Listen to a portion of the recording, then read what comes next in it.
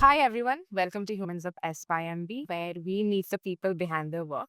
Today we're joined by Sagar, who's our assistant manager. And Sagar is someone who brings a little bit of Kolkata wherever he goes, and he is a bike enthusiast. And we're going to learn a lot more about that while we speak to him. So, Sagar, welcome. And we're really happy that you decided to join this podcast. So, to give our listeners a bit of background about you, we know that you're from Calcutta. So, how was that like? Because, that is a city full of culture, full of architecture and history and good food. So, how was it like to grow up in a city like that? Yes, thank you for having me, Divya, in this show, first of all. And it's a pleasure to be here. And one of the most famous sweet dishes, I might say, you can have here is rasgulla, or as the Bengalis say it, rasagulla. And it's really amazing. So if you haven't tried, please do try it out. Let me tell you, this city is one of the most welcoming cities that I have ever witnessed. So I've been to a few cities around India. I can't put it into words. I think that shows how much you love the city. But, I'll have to tell you one thing that I'm also from Odisha. So I think we have a state fight about who owns the Rasgulla. So I think we can discuss this later. But yeah, just letting you know. And so before we jump into your careers and roles, is there a particular memory that you have of the city or, of growing up that you feel still something it's still something that you hold dear to yourself even today, or it's something that reminds you even today, even though it's been so many years. Yes, now that you brought it up, I would like to share one memory that I have. I was a kid, and this memory is about my dad and me. So I believe we had gone out for like a regular trip or like a picnic or something around the city, and we there's a place called Eden Gardens here. So around that we have Victoria Memorial, and there's like a huge ground there, two grounds divided like that. So over there we have horse riding, and I was just riding a horse, and he was clicking pictures, and I was just extremely happy at that particular point. It's really very nostalgic, and I just love to go from there. Just visit my old memories. That's sweet. That's really nice. I think these kind of memories really sort of ground us as we grow up, and they remind us to be a kid again and to laugh again and to, hold these happy, positive thoughts in our heads. So, as a child, since we're talking about childhood, is, assistant manager something you always wanted to be, or, did you see yourself in business and operations, or did you have a different sort of idea in your head that this is what I want to be when I grow up? As a kid, I always wanted to be a pastor. Pastor is basically the person who preaches in churches. You have to do certain courses, and you have to get to that level of theology, and then you have to share. And then there was one point I used to say I will, be in the army. And I got a lot of support from my family for that, but they didn't realize I was just a kid and just saying things. I was not serious about it. Yeah, these two things I think I remember. Yeah. So we have this youth event that we have like every year. It's called Rave. So this is like a Christian rave. So what is basically for the youth, and these are like 4-day program. Gospel music, worship, some word is shared by the preacher. We have some guest speakers also coming in from US and different parts of the world, from the Assemblies of God Church. So at the end of each evening, we have a particular portion where we invite people to come forward, and if you have any prayer needs, we will pray. Like the pastors will pray over you, and you can just share. And I usually never go up because I'm just too shy to go in front of everyone and just pray and all that. So I believe the last day I was just sitting on the stairs. So we have like this huge auditorium kind of thing. I was just desperate to find a meaning in my life. I was like, what am I doing? Like, why did I have to go all of through all of that? I couldn't understand. I couldn't make sense of things. And that's when, God met me at that particular point. I have learned the importance of, having loved ones around you. I think it's really beautiful to hear because I do realize, how whatever faith that we have and what our beliefs are, they're really important to us as an individual person. And I know that you have worked in various places and various roles. And in fact, HR is something that was not how you started out, if I'm not wrong. So can you tell me a little about that? How was that journey, like where you worked in so many different roles to then coming to SYMB? So I started at Amazon, I would say that, as a virtual customer care support. So that was like the entry level job that you can get into MNC. So I had no clue what, what was going to be thrown at me. And since it was a customer service, there was like incoming calls, constant calls. Every minute you have calls. I believe my second job was at 247.ai. There was a company in Bangalore. They sell electronics as well. So we started. So that particular process was the Geek Squad, which means technical squad. And over there, I learned a little bit about the technicalities also. So that was my first technical role. Both of these roles were primarily customer care and technical support, which both come under operations if you look at it. And my third role was at a company called Metromax that's also in Bangalore. And in that particular company, I got an opportunity to work in the field of an HR. Not everything, but mostly the recruitment part of it. So the process was like, it was like we used to hire for DSPs in the US for Amazon. And that's where I started out as an HR. All three these roles, I had worked in operations. And then I got an opportunity at SYMB. Yeah, so I mean, in this particular company, I have worked operations as in like I've done a lot of things. So I've done like currently I'm doing HR, so recruitment, and then I'm also doing other things that the HR does, like engagement, trip planning, this and that, whatever is required. Yeah, like I mentioned, I've organized some online events also. I still do it, like Fun Fridays and some other events as per the occasion. And apart from this, I have also worked in the business side of the company a little bit. So I have worked in like, whatever RFPs and this and that, whatever is required. Yeah, I think that's what I've done here as of. That's a lot. I mean, just like from what you've described, it sounds like you had a very interesting journey career-wise as well. And I think that's good because I feel that, at every step, there is something that you take away and there's a skill that you learn that you sort of carry forward with you to the next. So is there something, say from working on Amazon to all the other places you then continue to work, are there things that you sort of picked up along the way that, you feel that now helps you here at SYMB? 100%. Going back to Amazon, I think since it was my first job, I think the first thing that I picked up uh, was patience and, customer service. Whoever has ever worked in that particular field knows how frustrating it can be at times. And if you don't mind, I'd like to share one funny incident also. Of course, I was actually going to ask you what's the weirdest customer care incident you've experienced. Okay, let me tell you this particular story. So there was this one call. There was this Bengali dude, and he had ordered a Nikon camera from Amazon, Yeah. and there was some issue with it. And I believe he wanted to return it or replace it. I can't remember exactly. It was a long time back. So something related to that camera, and he was bugging me like anything on the call. Okay, like so we have this thing. No, we have to wrap up a call in 6 minutes. We had this thing. And overall, in your day, your average call timing should not be more than 6 minutes. That's kind of the standard they had, the KPI, key performance indicators. And I was getting frustrated because he's taking so much of my time. I think I had spent at least 25 to 30 minutes on that call. And so after I convinced him, I apologized to him from like on behalf of the team, and I was like, "Sir, I'll take care of it. Don't worry about it." I knew what to do. When I got him off the hold, and I told him that I'll send you an email about it. It will be done within the next, I think, 2 or 3 days. That's the standard procedure. And I put him off the hold, and he said it in his language in Bengali. He's like, no, you don't have to do it. Let it be. I spent the past 23 minutes convincing everybody to get this done. And I was happy that I could, resolve your issue. I just got blown off. I'm like, dude, what do I do now? And at that point, I'll tell you, Divya, I never lose my cool usually. Okay. I'm a very calm guy in these situations. I've picked it up. But that particular moment, I lost it. And I am like, do it yourself. Contact and all that. So I said something and I hung up. Okay. And obviously, we're not supposed to do that. Yeah. So And after I did it, I just, I took a break 15 minutes, tried to cool down, and then I realized, I'm like, oh no, what did I do?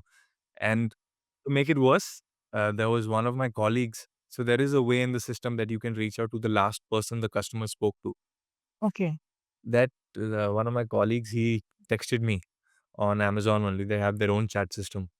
And he Okay. was like, dude, did you talk to this guy? Did you abuse him and all? I'm like, what? I'm like, no, I didn't abuse him. I have the recording also. You can check. I agree. I admit I have done what I was not supposed to do. But again, there was a moment of anger. I lost my cool. So it just came out. And I apologize for that. So he was like, so I thought he was like a senior because I didn't know, right? He was like, then he listened to everything. Then he said, relax, dude. I'm the same level as you. It's okay. In fact, I was so anxious at that particular point. I actually reached out to my manager and I told him the entire thing. He was also like defensive about it. He was like, "Oh no, what have you done?" I was like, "Sorry, sir. I didn't mean to do it."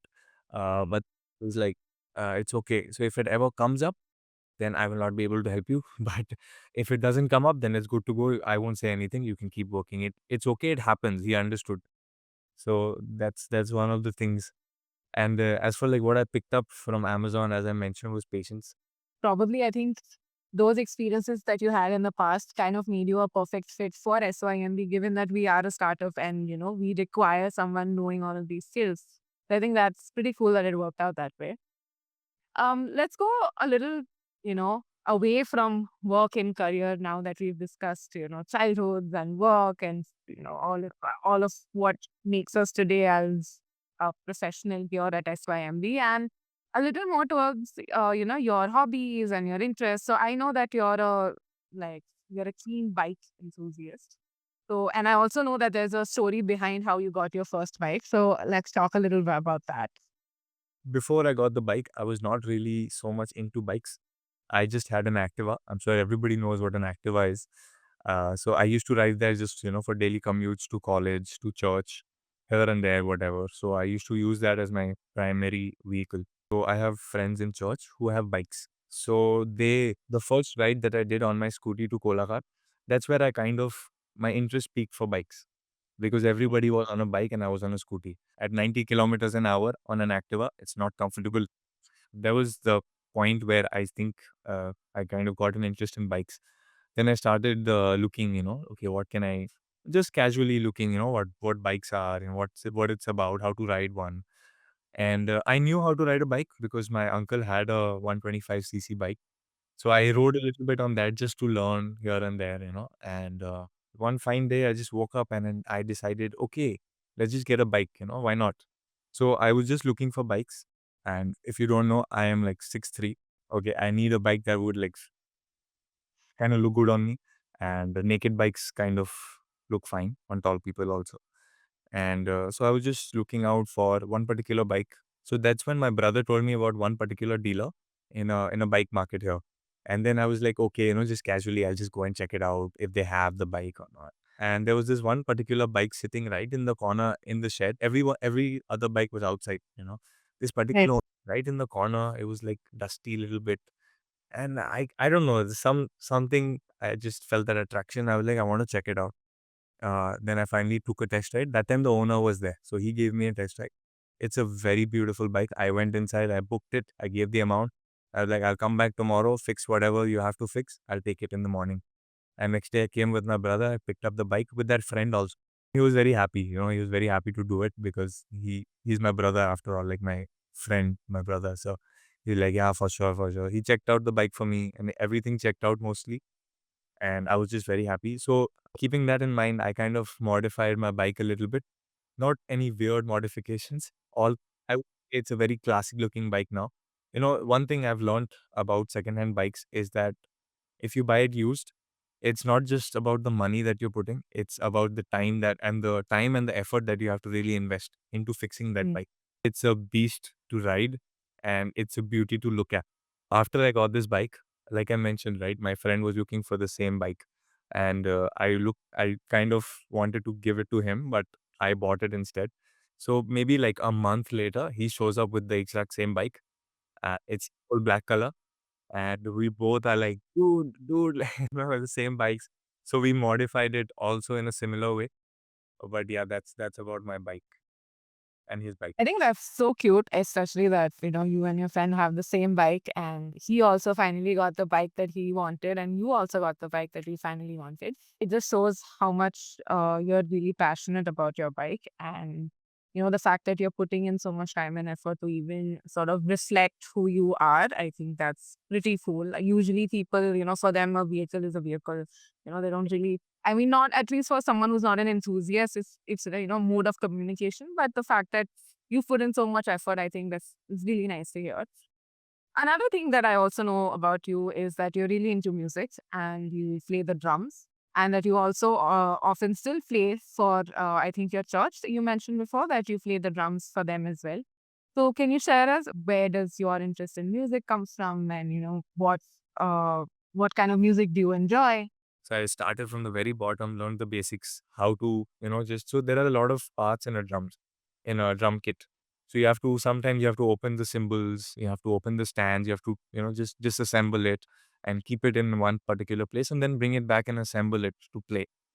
And that used to happen in the Sunday school. So I learned from there. Whoever the drummer who was there, he taught me like this is how you open it, this is how you do. And it was not very complicated. It was pretty straightforward. Every time I see a drum kit, I have this thing I want to go and sit on it and play a little bit, get the sticks in my hands. And I got an opportunity to play with a band at in that Sunday school. And I used to play Beach May some songs here and there. And so that's how I started. And then I would say mostly where I picked up was in my school. So that's also a little story that I'll quickly share. My school did not have a drum set like ever, and I was in this particular school since class 7th, and I passed out from here only my 12th. At that particular point, a guy came into the school, and he was a drum teacher, one of the students' parents, and he offered to teach. He was like, "I will teach the students, whoever is interested." After a few months, he donated the drum kit to the school. He's gone. No more students. The drum kit is just lying there and asking me to come and play. And I'm like, Lord, what is this? Like how? And I didn't realize it that at that time, it was much later that I realized that it was, how God just put things together for me to be where I am today. And so that's where I started learning properly. Like I was just there after school every single day. It's just go sit, put in my earphones, play a song, and just start playing. That's how I picked up. So I would say mostly I picked up by watching other people play. And it really used to inspire me. Like I mentioned, right, I was in Pune for an internship for 6 months. So I came back and I gave my life to the Lord in that particular day in rave. And post that, Lord just opened up opportunities for me to play the drums. And at that point, you have to do a few courses and all that, to just get better in your faith and know more about the Bible. And so after that, I got opportunity to play in church. And so I started with like a cajon. Cajon is basically a percussion instrument. I'm a drummer. So I started from there. And then one fine day, I was like, somebody asked me that, Sagar, when are you ready to play in the morning services? Morning services is where we have that proper band, like professional band, I would say. So we do live streaming also every Sunday morning, 11 o'clock, is Assemblies of God Church. So they asked me to play there. And I was like out of my mind. I'm like, Lord, am I ready for this? I was not sure. But then I just knew that this is what I'm meant to do. I've always this in my heart, like, this is something that is kind of my purpose in life. One of the things that I need to do. And I need to fulfill it. This is so then I started playing, and it's been like 2 years now that I've been playing in church. And every time I look back, it's just like, how the Lord, how He just, aligned everything, over the years in my life as a kid till today. Like, there's just so many things that have happened, and all of them have led me to this particular point where where I am playing drums for the Lord, for the church, for the cause. And I just like, every time I sit on the drums, I just pray this one prayer, and I would like to share it with everyone. That I just pray, Lord, that, it's not me playing, uh, it is the Holy Spirit that, you are playing through me. With every hit of the cymbals, let demons flee. I see it as an act of worship. Some people, they worship with their hands raised. Some people bow down and worship. Some people lay down and worship. For me, this is a part of my form of my worship. So that's like the whole journey of me and my drums and my love for music.